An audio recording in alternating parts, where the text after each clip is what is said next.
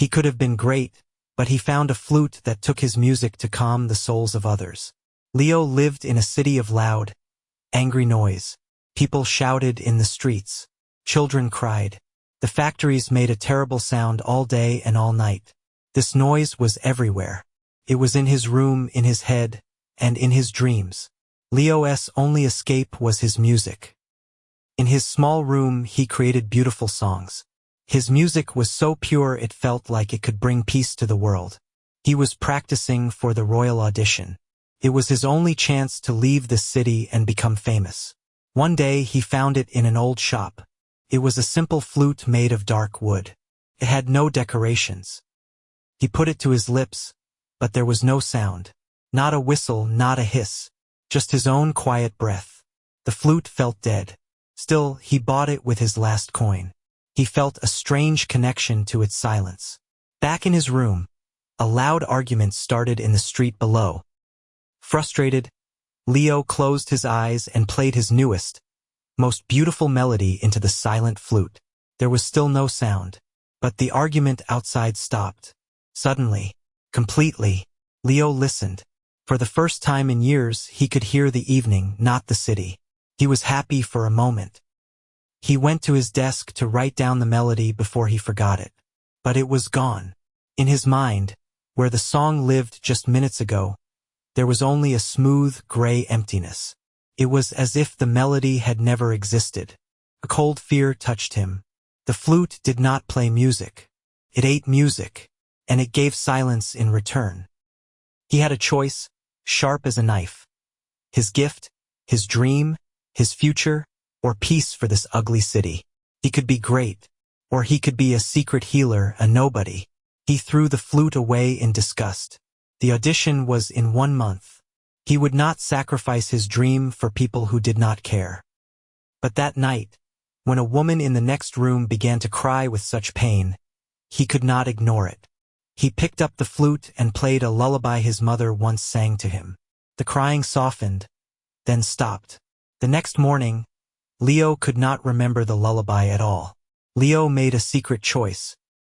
During the day, he tried to write new music for the audition, but his mind felt empty.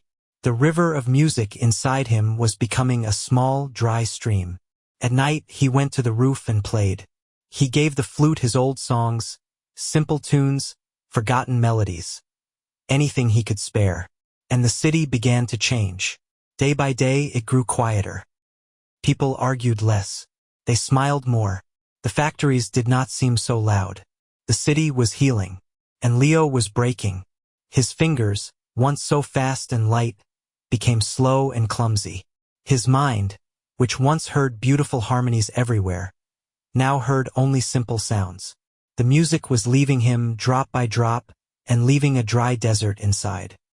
The day of the royal audition arrived. Leo stood on the stage in front of 3 old masters. Their faces were serious. He was supposed to play his best composition, but he had no best left. He lifted his old, faithful flute and tried to find a memory of a song, anything he had not yet given to the silent one. But the notes were confused and weak. He sounded like a beginner, like a child who did not know how to play. The silence in the hall was not peaceful. It was heavy with judgment. "Enough," one of the masters said, without looking up. "Do not waste our time." Leo walked off the stage. He could not feel his legs.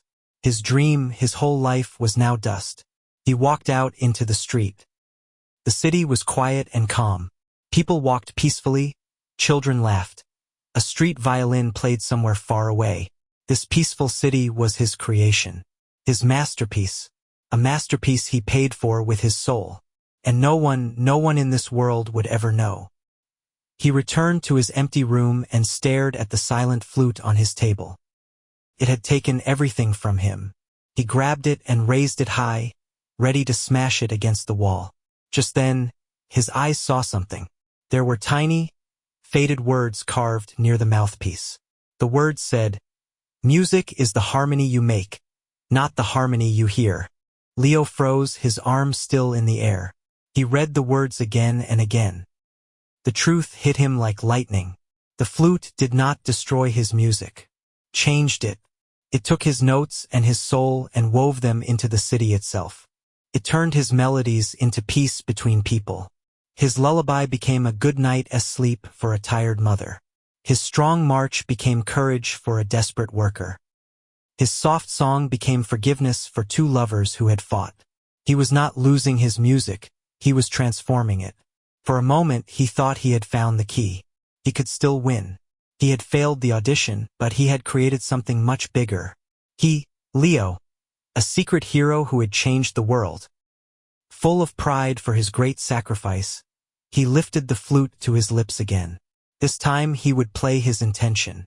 He would breathe his proud pain, his genius, his desire for the world to finally appreciate the silence he had given it. He blew, and nothing happened. The flute was dead, but the city, it came alive. Suddenly, like a broken dam, all the old noise returned. The arguments, the screams, the factory noise, the crying. It all crashed down on him, twice as loud and ugly as before. It was a trap. The flute did not feed on notes. It fed on pure intention. It worked when he gave his music freely, without thinking of himself. But the moment his gift became a tool for his ego, the moment he wanted payment for his sacrifice, even just the payment of being recognized, the magic died. He was at the lowest point of his life. He had not only lost his music, he had also lost the silence he created. He was left with nothing, in a city that was now worse than before, and it was all his fault. He sat by the window watching the chaos return. He had given everything he had, and it had failed, because he had been giving the wrong thing. The true sacrifice was not his music. It was his ego, his dream of being great. He needed to give his songs without any thought of a reward, without even the secret pride of his good deed. He had to give simply because it was the right thing to do. Slowly, Leo picked up the flute. One last time. He did not try to play. There were no melodies left in his soul. He did not try to put any intention into it. He asked for no silence, no recognition. He simply pressed it to his lips and breathed out. He breathed all of his pain, his failure, his broken dream, and his last, fading love for the world that had rejected him. He did not give it music. He gave it himself. And the city fell silent. Forever. It was not an empty silence. It was a deep, ringing harmony, as if every soul in the city had finally found its proper place. Leo lowered the flute.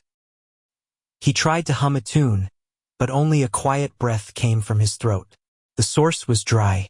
The music was gone from him forever. He was empty, but as he listened to the city, he heard something new for the first time. It was not the music of instruments. It was the quiet melody made by thousands of peaceful hearts beating as one. He could have been great, but he became something more. He became the silence in which music could finally be born.